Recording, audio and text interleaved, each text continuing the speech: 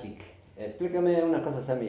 Ujú. ¿Quién puso o quién se inventó, digamos, Achik? ¿Qué significa Achik? Achig es una palabra quichua que significa luz o claridad. Y esa Luz. palabra, luz o claridad, Ah, sí. Y esa palabra, o sea, yo estuve un tiempo estudiando un poco de quichua. ajá. Y, o sea, es una de las palabras que aprendí y fue una de las que más me atrajo porque en sí, música es como decir eso, lo que significa para mí. O sea, digamos, en unos momentos, o sea, difíciles o felices, siempre está ahí la música. O sea, para mí es eso. O sea, estoy triste, estoy feliz, siempre es la música y de eso han salido también mis creaciones. Wow, wow. Y chicos, ¿ustedes con la música han viajado tal vez a otras provincias o han tenido alguna experiencia fuera de Otavalo todavía? Una experiencia muy agradable que tuvimos fue al viajar con los amigos de Runayacta, Ujú. de acá de Otavalo.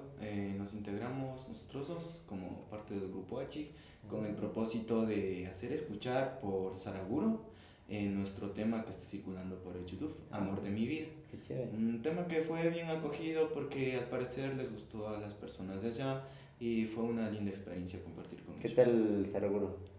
Un lugar muy bonito, muy encantador, un ambiente muy, muy ¿Y chévere. las chicas? Las de Saraguro, un encanto. Un encanto. ¿Dejaron corazones rotos por ahí o no? No, vamos suficiente tiempo. No hubo suficiente tiempo. No les dio permiso el manager. Ajá, son bien controlados. Está bien, está bien.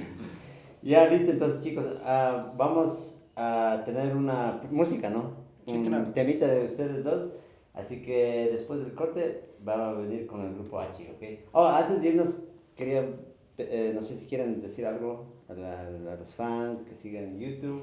Pueden decirle acá o, no sé, saludos a la abuelita. Sí, bueno, nos gustaría decirles que visiten nuestro video, o sea, que vean nuestro video en YouTube. Y El que tema es Amor de mi vida, Bayakchig está. by H, Ujú. pero está en el canal de De Puka Dream Puka Dreams, ok. Films, sí. Ahí está. Y que pronto vamos a crear una página, o sea, en Facebook. Ujú. Ahí nos pueden agregar, igual estaremos agregando algunos amigos.